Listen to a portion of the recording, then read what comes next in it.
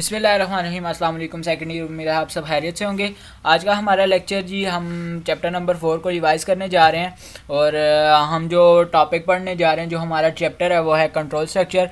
Control structure क्या होता है जी? कंट्रोल स्ट्रक्चर ये होता है कि हमने कंप्यूटर से वो काम लेना है जो कि हम चाह रहे हैं, ठीक है। तो उसके लिए हम जो है वो किसी एक स्ट्रक्चर का जो है वो होना हमारे लिए लाजमी है। तो कंट्रोल स्ट्रक्चर वो स्ट्रक्चर होता है जो कि कंप्यूटर को कंट्रोल करके एक पाथ से दूसरे पाथ पे या दूसरे पाथ से पहले पाथ पे लेके आता है किसी कंडीशन को बेस करके। इसके लिए जो कंट्रोल स्ट्रक्चर में मेन जो हमारे पास मेन थीम है या मेन जो हमारे पास जो टूल है या जो हमारे पास कॉन्सेप्ट है वो है डिसीजन स्टेटमेंट्स का। डिसीजन स्टेटमेंट्स क्या होती हैं जी? डिसीजन स्टेटमेंट्स वो स्टेटमेंट्स होती हैं जो कि डिसीजन पे काम करती हैं, डिसीजन लेती हैं, कंप्यूटर को इस काबिल बनाती हैं कि वो डिसीजन ले। और उसको उसमें क्या होता है जी? उसमें कोई ना कोई कंडीशन दी गई होती है। डिसीजन तभी लिया जाता है जब हमारे पास कोई ना कोई कंडीशन हो।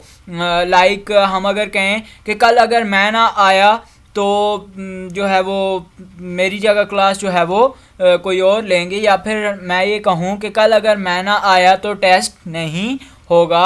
ये हमारे पास एक जो है वो एक कंडीशन है कि मैं कल, या हम इस तरह से कहें कि कल अगर बारिश हुई तो बच्चे जो हैं वो काम, तो कंडीशन लगी और इसकी बेस पे बच्चे जो है वो डिसीजन लेंगे कि हमने कॉलेज आना है या स्कूल आना है या नहीं आना।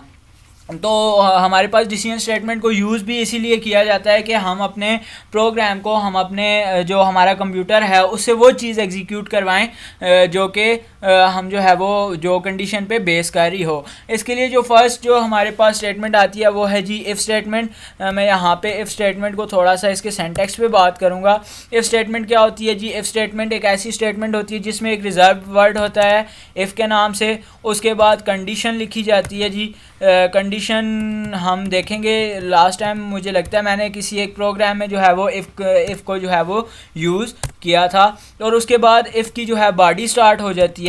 और इसमें होता क्या है जी कि इसमें ये होता है कि अगर जो हमारी कंडीशन है वो ट्रू हुई तो ये वाला पार्ट जो है वो एग्जीक्यूट होगा। इधर जो स्टेटमेंट्स लिखी जाएंगी, इस बॉडी में जो स्टेटमेंट्स लिखी जाएंगी, भले वो एक स्टेटमेंट है या फिर मल्टीपल स्टेटमेंट्स हैं, तो वो एग्जीक्यूट होंगी, अदरवाइज़ कुछ भी एग्जीक्यूट नहीं होगा। इसको जो है अगर सिंगल स्टेटमेंट है तो उसको मैं इस तरह से भी लिख सकता हूँ कि मैं इसको सिर्फ और सिर्फ यहाँ पे स्टेटमेंट लिख दूँ, एक सी आउट की स्टेटमेंट लिख दूँ, तो ये जो है वो काम करेगा।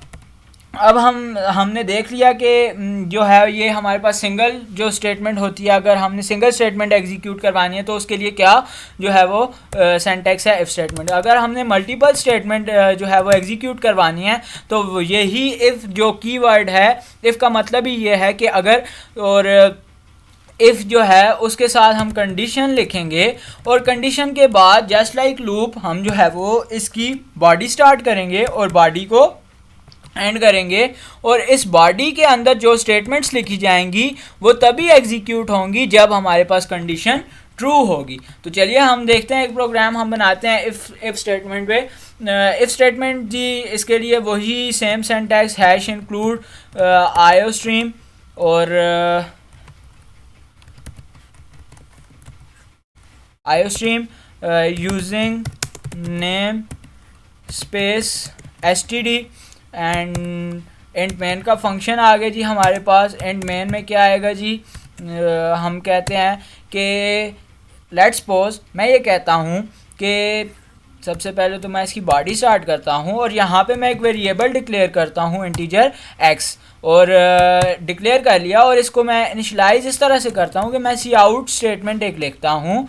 और हम इस तरह से कहते हैं कि ये जो, बल्कि इसको मैं करता हूँ इंटीजर नहीं करता बल्कि इसको मैं फ्लोट करता हूँ। और ये जो हमारे पास फ्लोट जो वेरिएबल है ये क्या करेगा जी? ये हमारे पास जो यूज़र होगा उससे हमारे पास जो उसका टेम्परेचर होगा वो लेगा और किसी कंडीशन के बेस पे वो कुछ ना कुछ एग्जीक्यूट करेगा। हम देखते हैं क्या एग्जीक्यूट करेगा। हम यहाँ पे एक सी आउट की स्टेटमेंट लिखते हैं, एंटर टुडे टेम्परेचर, और टेम्परेचर एंड यहाँ पे एंड एल, और उसके बाद मैं एक्स को इनिशलाइज करता हूँ सी इन एक्स से, ये इनपुट आ गई और यहाँ पे मैं इफ़ यूज़ करता हूँ और इफ़ के बाद मैं कंडीशन में लिखता हूँ if x is less than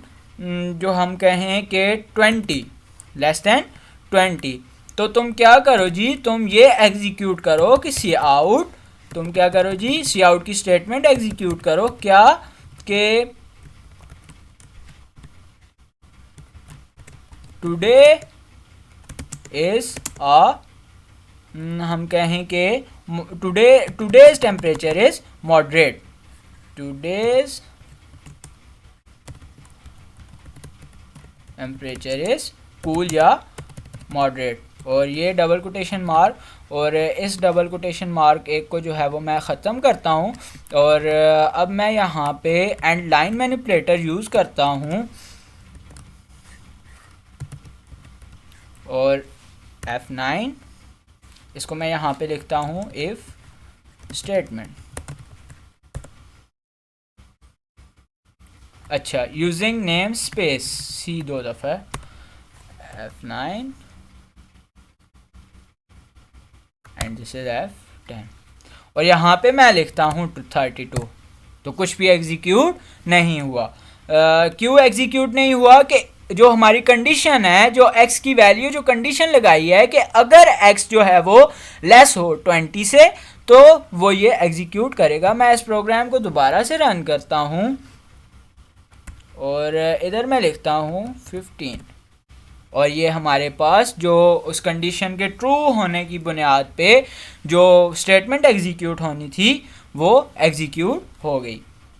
अब इसी को ही मैं इफ़ एल्स स्टेटमेंट में थोड़ा सा लेके जाता हूँ, इसमें कोई इतनी बड़ी चेंज नहीं करनी और इसमें मैं इस तरह से करना है कि यहाँ पे सिर्फ और सिर्फ एल्स जो रिजर्व वर्ड है वो यूज़ करना है जैसे हमने इफ़ यूज़ किया था, और उसके बाद हमारा जो एल्स की स्टेटमेंट्स होंगी वो हमने लिखनी है। वो हम इसके साथ सिंगल स्टेटमेंट जो है वो इस तरह से भी लिख सकते हैं, सिंपल जो है वो सी आउट की कोई स्टेटमेंट मैं लिख सकता हूँ, और अगर मैं ब्लॉक ऑफ कोड में लिखना चाहूँ तो उससे में भी इन ब्रेसेस के अंदर मैं लिख सकता हूँ। तो ये है जी, अगर ये वाली जो कंडीशन है ये जो ऊपर दी गई है अगर ये ट्रू हुई तो तब तो इफ पार्ट एग्जीक्यूट होगा, और अगर ये फॉल्स हुई तो नाम से जो है वो ज़ाहिर हो रहा है कि एल्स पार्ट एग्जीक्यूट किया जाएगा। अब मैं यहाँ पे ही मैं इसको जो है वो इसको मैं यहाँ पे एल्स लिखता हूँ और एल्स में मैं ये चीज़ लिखता हूँ कि सी आउट, और सी आउट क्या करो जी आप, सी आउट आपने करना है, सी आउट आपने करना है क्या, टुडेज टेम्परेचर इज़ वार्म, ठीक है जी। और ये F9 यहाँ पे मेरे पास एरर जनरेट हुआ। क्यों एरर जनरेट हुआ कि मैंने कोई एक तो स्टेटमेंट टर्मिनेटर जो है वो यूज़ नहीं किया और दूसरा एंड लाइन मैनिपुलेटर भी मैंने यूज़ करना था जो कि एक स्टैंडर्ड है हर सी आउट स्टेटमेंट में। और ये F9 and this is F10 और अब मैं लिखता हूँ 32 और मेरे पास एग्जीक्यूट हुआ क्या, टुडेज टेम्परेचर इज़ वार्म। अब इफ़ एल्स ने क्या किया, इफ़ पार्ट ने अगर ये फॉल्स हुआ तो इसने एल्स पार्ट को एग्जीक्यूट कर दिया जिसमें यह था कि सी आउट की एक स्टेटमेंट है जो ये बता रही है कि टुडेज टेम्परेचर इज़ वार्म। ये था जी आज का हमारा टॉपिक। उम्मीद है आप लोगों को ये जो है कॉन्सेप्ट जो है वो रिपीट होने पे अच्छी तरह से जो है वो समझ आ गया होगा। किसी भी किस्म की कोई भी क्यूरी हो डू मेंशन इन कमेंट। अपना बहुत ख्याल रखिएगा, प्लस आपने इसी तरह से प्रोग्रामिंग की प्रैक्टिस भी करनी है। उम्मीद है आप जो है वो हमारी ये जो हमारा लेक्चर था इस पे और इसको जो प्रैक्टिस करने की बात है इस पे अमल करेंगे। इंशाल्लाह हम जो है वो बहुत जल्द कैंपस में हम अपनी क्लास में मिलेंगे। अपना बहुत ख्याल रखिएगा। अल्लाह हाफ़िज़।